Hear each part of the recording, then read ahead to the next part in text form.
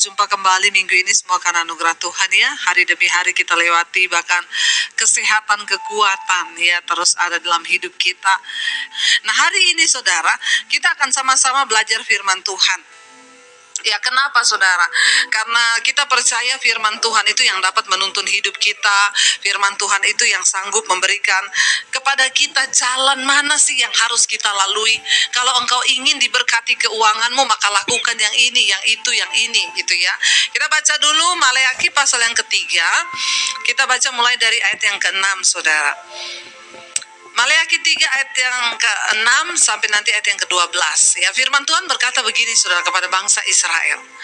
Bahwasannya aku Tuhan tidak berubah dan kamu Bani Yakub tidak akan lenyap. Itu janji Tuhan. Apapun keadaan kita, Tuhan itu tidak berubah ya. Dikatakan di sana sejak apa?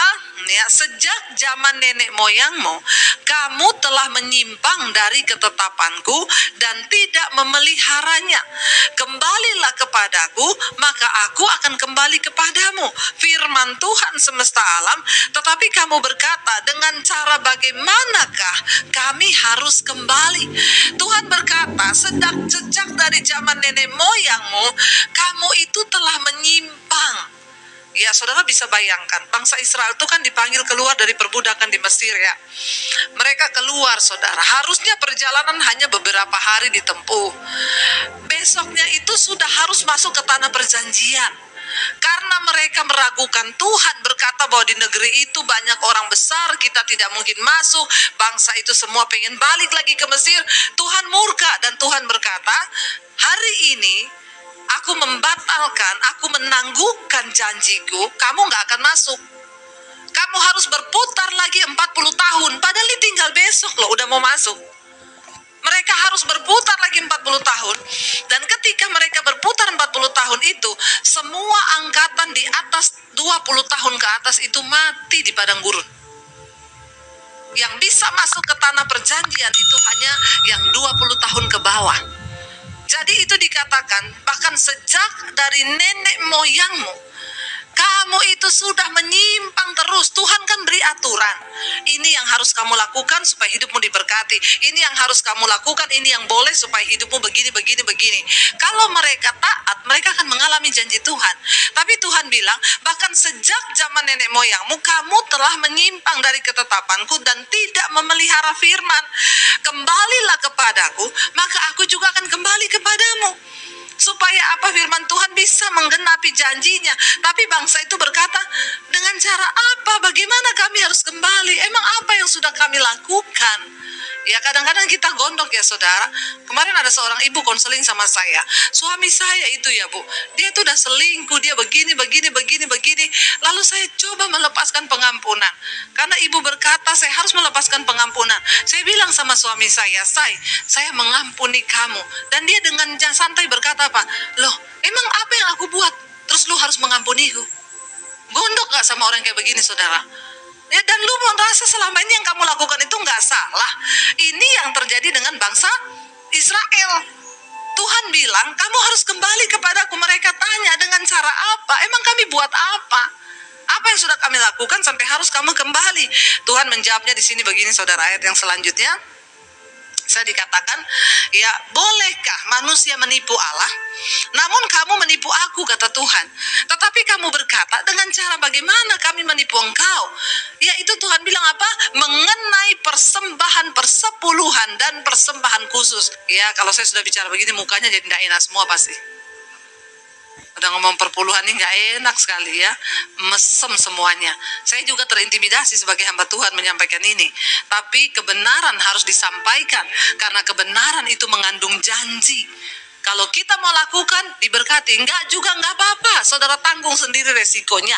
Ya, banyak yang datang kepada saya bertanya gini, Bu, perpuluhan itu kan zaman perjanjian lama Bu. Di perjanjian baru sudah nggak ada perpuluhan. Saya bilang sama Tuhan tuh nggak usah hitung-hitungan.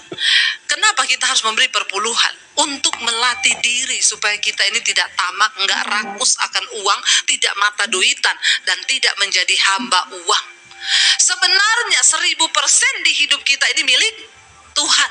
Tapi kita hanya disuruh mengembalikan takaran pemberian kita itu 10% minimal. Lebih dari itu silakan puji Tuhan, haleluya 12 kali. Saudara, Tuhan berkata, siapa yang menabur sedikit akan menuai sedikit juga. Tapi siapa menabur banyak akan menuai banyak juga. Tapi orang Kristen maunya sedikit tapi nuainya bertobat. Ya, apalagi menabur, saudara, ngasih persembahan sambil nyanyi. Persembahan kami sedikit sekali. Udah sedikit ngomong lagi. Kiranya Tuhan terimalah. Dengan apa? Dengan senang hati. Lalu terdengar suara dari surga, balas, berkat yang ku beri sedikit sekali, kiranya engkau terimalah dengan pedih hati. Emang enak? Ya, maunya naburnya sedikit tapi dapatnya banyak. Giliran Tuhan bilang berkat yang ku beri sedikit sekali, terima itu dengan senang hati, maka kita nggak mau. Kalau engkau mau mengalami terobosan dalam hal keuangan, maka engkau harus belajar untuk menabur. Ini prinsip kerajaan Allah. Tapi banyak orang Kristen tidak mengerti. Ketika mereka terima duit, gaji langsung masuk rekening, masuk dompet, didoakan dalam nama Yesus, tidak keluar-keluar lagi. Ngaku aja, ayo. Iya kan? Kalau itu kita bertobat. Kenapa saya bisa bicara, saudara? Karena saya sudah mengalami. Orang yang memberi, suka menabur itu tidak akan pernah berkekurangan. Dan kalau sehari-hari ini orang datang berkata, Bu, saya nih ya Bu, gaji saya 10 juta. Berarti saya harus kasih 10% itu 1 juta. Banyak amat Bu, saya 9 juta nggak cukup loh Bu. Saya ada tagihan ini, tagihan itu, belum anak saya. Saya mau tanya saudara, gaji 5 juta cukup nggak? Jujur, enggak ya? Gaji 10 juta, cukup lagi enggak? Enggak juga kan? Nanti gaji ditambah 15 juta, cukup? Tetap enggak. Dikasih naik 20 juta, cukup? Enggak. Karena manusia itu tidak pernah merasa cukup. Nah, kalau kita tunggu cukup baru kita belajar menabur, maka kapan kita mau menabur? Alkitab tidak bilang begini, kalau engkau sudah cukup, kalau engkau sudah berkelebihan, menaburlah. Enggak ada. Persembahan terbesar di Alkitab yang tercatat itu bukan dari orang kaya, tapi dari seorang janda miskin. Artinya apa? Persembahan itu lahir dari sikap hati. Dan Tuhan itu mencari orang-orang yang punya sikap hati yang benar. Makanya kalau orang datang berkata, Bu, saya kalau mau memberi segini, jujur loh, saya nggak cukup loh Bu. Saya bilang, enggak apa-apa. Jadilah sesuai dengan imanmu. Ya, makin bertambah kadar iman kita, maka makin bertambah juga perbuatan-perbuatan yang kita lakukan itu sesuai kehendak Tuhan, maka bertambah pula berkat. Saya nih bukan cuma bisa ngomong. Ya, pendeta bayar perpuluhan, nggak harus. Bukan berarti saya memberi lebih dari perpuluhan. Ya, karena saya tahu semua di hidup saya itu Tuhan yang punya. Tapi kalau orang nggak pernah merasa cukup, ya dia nggak akan pernah belajar menabur. Saya ingat saudara, zaman susah dulu, tinggal punya uang 50.000. Ada orang datang pinjam 50.000. Dalam hati saya, kalau pinjam 25 kek, biar kita bisa bagi 2 gitu ya. Tinggal 50, dia pinjam 50 loh. 20 tahun yang lalu nih kejadian. Suami saya datang gini, saya, tuh ada tukang jual soto di gereja, dia pinjam uang 50.000, anaknya sakit.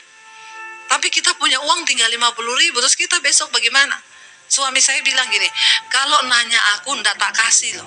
Karena kita juga harus berhikmat. Tapi kata suami saya kembalikan kepada kau saja. Karena kamu tuh yang lebih peka sama Tuhan. Imanmu nyampe, iman saya enggak nyampe, kata suami saya. Jadi terserah kamu mutusin apa. Ya saya waktu itu berdoa, saya masuk di kamar Tuhan. Tuntun saya, apa yang harus saya putuskan. Saya juga enggak mau berhikmat. Nanti besok kalau ada apa-apa, suami saya salahin saya. Karena dia sudah bilang dia kalau dia enggak kasih. Firman berbicara kesusahan sehari cukup untuk sehari. Besok itu ada kesusahannya sendiri. Nggak usah kamu pikir. Ya udah, saya bilang sama suami, kasih aja, dia lebih butuh. Lah terus kita besok, Tuhan berkata kan, dia yang memberikan benih bagi para penabur. Kita ini cuma penabur, benihnya dari Tuhan. Belajar tabur saja. Suami saya tabur, nggak tunggu lama, besok juga langsung ada orang memberkati kamu 10.750.000. 20 tahun yang lalu. Itu banyak loh saudara. Dan itu saya cuma bisa meneteskan air mata. Saya bilang sama suami saya, kalau kemarin kita tidak menabur, mungkin kita tidak lihat loh berkat ini hari ini. Tuhan itu hanya melihat sikap hati kita. Ya kalau engkau hitung-hitungan dengan Tuhan, saya kan 10 juta nih Bu, sepersepuluhan 1 juta. Saya rasa sayang Bu, saya kasih 500 aja. Ya silahkan. Jadilah sesuai dengan takaran imanmu. Makanya banyak orang tidak pernah mengalami terobosan dalam hal keuangan, karena engkau takut untuk melakukan firman Tuhan. Janji firman Tuhan tuh berkata begini saudara. Kita baca ayat yang selanjutnya. Tuhan berkata begini saudara kepada bangsa ini. Ya, dia bilang, kamu bertanya bagaimana kami harus kembali kepada Tuhan. Ya, firman Tuhan berkata begini, bolehkah manusia menipu Allah, tapi kamu menipu aku? Ya, dengan cara apa? Mengenai persembahan persepuluhan dan persembahan khusus. Kamu telah kena kutuk, ini yang Tuhan ngomong, tapi kamu masih menipu aku. Ya, kamu seluruh bangsa. Mereka ini sudah kena kutuk. Tanda-tanda orang kena kutuk itu apa? Nggak pernah cukup hidupnya. Keuangannya nggak pernah cukup. Menderita terus. Coba cek saudara. Jangan sampai keuangan kita sakit karena kita ini ternyata hidup di bawah kutuk. Sebab apa? Kita nggak setia melakukan apa yang Tuhan suruh. Dikatakan kamu seluruh bangsa ini sudah kena kutuk. Dan ayat yang berikutnya berkata, Tuhan bilang begini, bawalah seluruh persembahan persepuluhan itu ke dalam rumah perbendaharaan, supaya ada persediaan makanan di rumahku, dan ujilah aku. Firman Tuhan semesta alam, apakah aku tidak membukakan bagimu tingkap-tingkap langit dan mencurahkan berkat kepadamu sampai berkelimpahan? 12 suku bangsa Israel, yang 11 suku mendapatkan bagian tanah. Mereka hidup dari pertanian, perkebunan, peternakan. 11 suku boleh bekerja, tapi satu suku, yaitu suku Lewi, tidak mendapat bagian tanah. Mereka harus melayani Tuhan sebagai imam. Yang 12 suku ini disuruh bayar perpuluhan. Untuk apa? Supaya Lewi, hamba-hamba Tuhan ini bisa hidup dari perpuluhan mereka. Ya, nah kalau mereka tidak memberi perpuluhan, lu terus dari mana ini perawatan bait Allah pada waktu itu? Dari mana ini orang-orang Lewi akan hidup pada zaman itu saudara? Jadi Tuhan mengharuskan 12 suku ini, 11 suku itu bekerja, lalu persepuluhan harus mereka bawa ke rumah Tuhan. Untuk apa? Supaya hamba-hamba Tuhan itu bisa makan dengan layak. Lalu saudara, Tuhan bilang kepada mereka, uji aku, uji. Bawa seluruh persembahan persepuluhan itu ke dalam rumah perbendaharaan. Ya. Dan aku akan membukakan bagimu tingkap-tingkap langit dan mencurahkan berkat kepadamu sampai berkelimpahan. Kalau kita melakukan firman, berkat tercurah dari langit karena tingkap langit terbuka. Anda tidak melakukan firman, Tuhan berkata langit di atasmu menjadi tembaga, sehingga berkat Tuhan itu tertahan atasmu. Bahkan engkau menabung di dalam buli-buli yang berlubang. Nabung di buli-buli yang berlubang, habis terus jatuh. Lalu Tuhan berkata begini saudara, kalau kita benar-benar mau menabur saudara, Tuhan janji yang pertama waktu kita taat, dikatakan aku akan mencurahkan bagimu berkat dan membukakan bagimu tingkap-tingkap langit. Saudara, dalam hidup ini banyak hal yang bisa terjadi tanpa kita duga, tanpa kita sangka. Berkat Tuhan itu banyak yang terjadi lewat mujizat demi mujizat. Saya mendengar banyak orang bersaksi ketika mereka berani melakukan firman. Tuhan bukakan pekerjaan-pekerjaan yang tidak mereka duga. Tuhan berikan kepercayaan-kepercayaan besar. Karena itu jangan pernah ragu kepada firman Tuhan. Waktu engkau sungguh-sungguh percaya pada Tuhan, percayalah dengan segenap hatimu. Jangan engkau percaya kepada Tuhan, tapi engkau juga percaya kepada sesuatu yang lain. Di dalam dunia ini saudara, orang itu kalau nggak ikut Tuhan, ya ikut dunia. Orang dunia yang dia cari di dunia ini nomor satu apa? Uang. Tapi kita yang percaya Tuhan, nomor satu yang kita cari apa? Tuhan dan perkenanannya. Tapi yang saya temui banyak juga orang yang mengaku Kristen masih nomor satu mencari uang, sehingga rela menghalalkan segala cara untuk mendapatkan uang. Padahal kalau engkau cari Tuhan, Tuhan itu sumber segala-galanya. Engkau cari Tuhan, engkau dapat uang, saudara, karena Tuhan yang sanggup membukakan pintu berkat. Tapi engkau cari uang, belum tentu engkau dapatkan Tuhan. Orang yang hanya fokus cari uang tidak mungkin memperoleh Tuhan di dalam hidupnya. Makanya Yesus berkata dalam Injil Matius pasal yang ke-6 ayat 24. Coba kita lihat.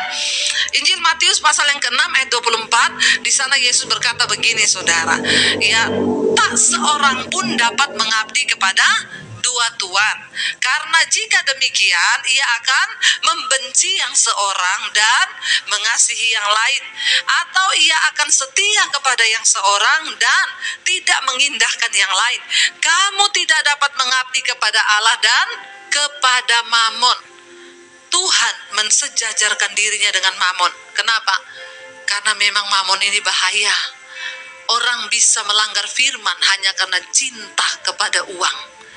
Jangan sampai kita didapati menjadi orang-orang yang cinta uang, saudara. Uang itu memang kita membutuhkan uang dalam hidup ini. Ya, memang segala-galanya butuh uang. Ya, tetapi uang itu bukan jalan satu-satunya untuk kita ini diberkati di dalam hidup kita. Tuhanlah segala-galanya yang sanggup memberkati. Ada yang bilang, Bu, memang uang bukan segala-galanya. Tapi Bu, ya, uang itu memang tidak dibawa mati. Tapi Bu, nggak ada uang bawaannya mati. Ya, bertobat saudara. Kita nggak bisa mengabdi kepada dua tuan, pada Allah dan pada Mamon.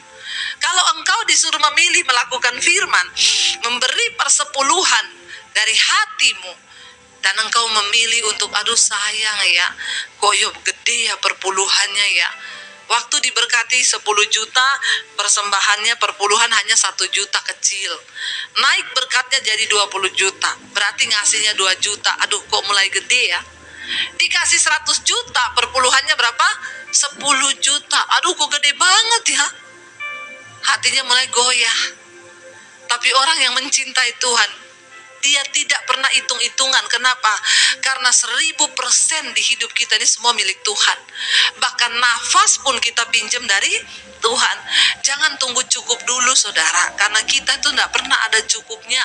Ya, lalu ayat ini berjanji, Tuhan berkata kembali ke Maleakhi pasal 3 tadi.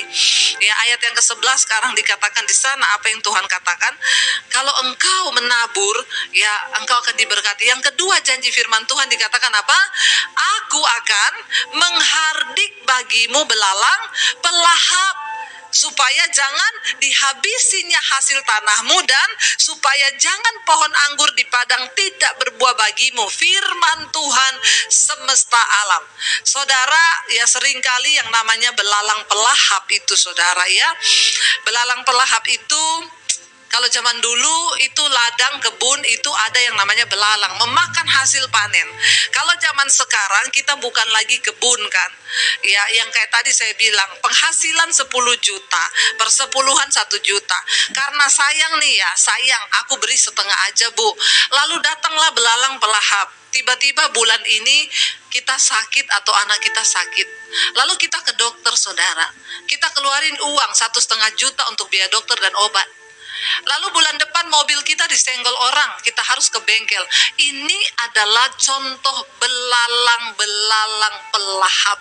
Waktu kita hitung-hitung, lah untuk rumah sakit dokter 1,5 juta. Kemarin asuransi mobil saya keluar 500.000. Ini aja sudah ternyata lebih besar dari perpuluhan. Saudara, ketika engkau memberikan bagian Tuhan, Dia berjanji, Dia akan melindungi kita dari belalang pelahap. Amin, saudara. Tapi sekali lagi firman ini hanya terjadi bagi yang mau percaya. Yang tidak mau tidak apa-apa. Ya, yang lebih memilih daging, lebih memilih mamon, silahkan, Anda akan merasakannya sendiri. Saya ini sudah mengalami Tuhan. Ya, dari zaman saya susah nggak punya uang, saya belajar untuk taat di dalam hal keuangan. Saya tahu karena Tuhanlah yang menyediakan benih bagi setiap kita. Saudara, saya mau bersaksi. Beberapa waktu yang lalu, saya ini disuruh Tuhan untuk buka sekolah misi di daerah Jawa Tengah.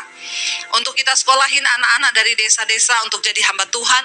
Dan mereka kembali ke desanya untuk buka gereja. Supaya Indonesia ini bisa dimenangkan bagi Kristus. Itu kerinduan kita. Saya ini udah cari tanah di daerah Jawa Tengah. Kita cari di Karanganyar sana, cari daerah dingin ya. Supaya nggak pakai AC juga sekolahnya itu. Yang di bawah gunung gitu. Jadi hamba Tuhan benar-benar ya terpencil. Jangan di kota, nanti mereka dikotori ya. Jadi akhirnya kita cari-cari nggak ketemu ada tanah dapat harganya cocok, izinnya susah di situ untuk sekolah Alkitab. Kita dapat izin gampang, harganya tinggi sekali, uang saya nggak cukup. Akhirnya kita berdoa, saya bilang Tuhan, kalau ini pekerjaanmu, Engkau yang campur tangan. Tiba-tiba ada jemaat di Semarang, dia juga sama satu keluarga pendengar mesbah doa. Ibu, saya dengar ya Ibu Debbie mau bikin sekolah misi Alkitab. Saya punya tanah Bu di Bandungan. Benar-benar saya pergi lihat tanah itu. Ibu pergi lihat dulu, 4.000 meter lebih. Ibu lihat dulu kalau Ibu cocok di daerah pegunungan, di situ rumah retreat semua. Ya, daerahnya dingin. Ya, iya, terus gimana nih Pak kita bicaranya?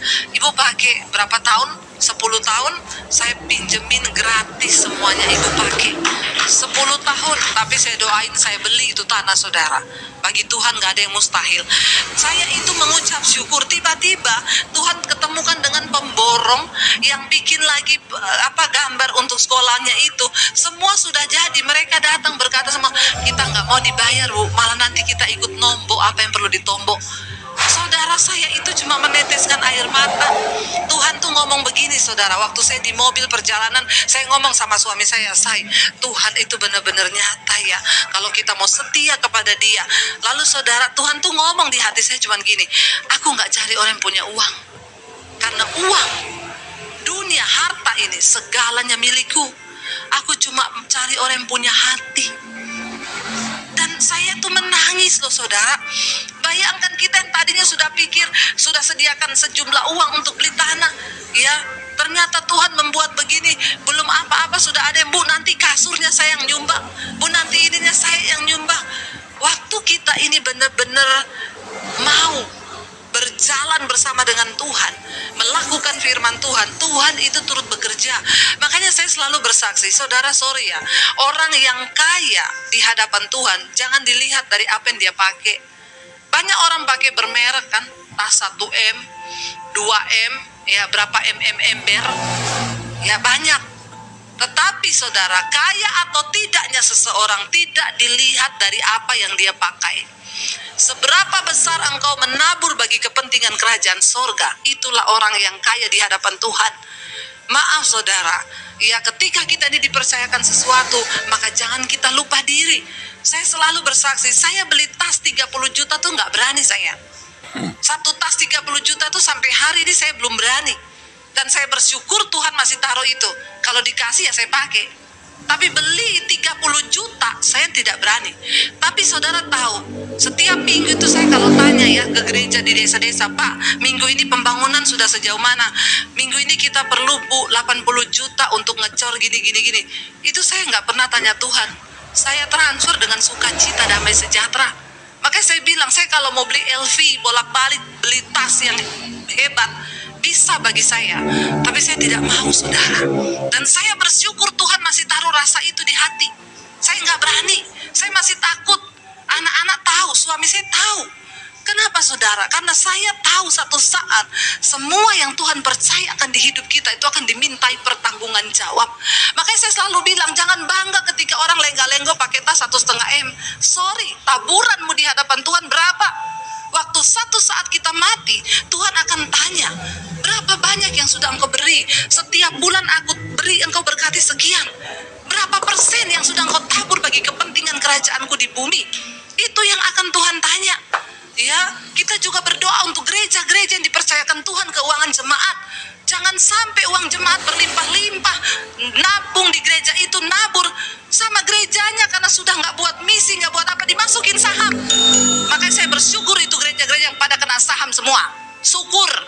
biar bertobat sekalian. Bilang amin dong. Ya, marah loh saya ini saudara. Uang Tuhan, uang jemaat. Bayangkan saking nggak tahu mau ditaruh di mana, masukin saham. Itu kan sangat berguna untuk gereja di desa-desa, hamba-hamba Tuhan yang miskin, gereja-gereja di pedalaman.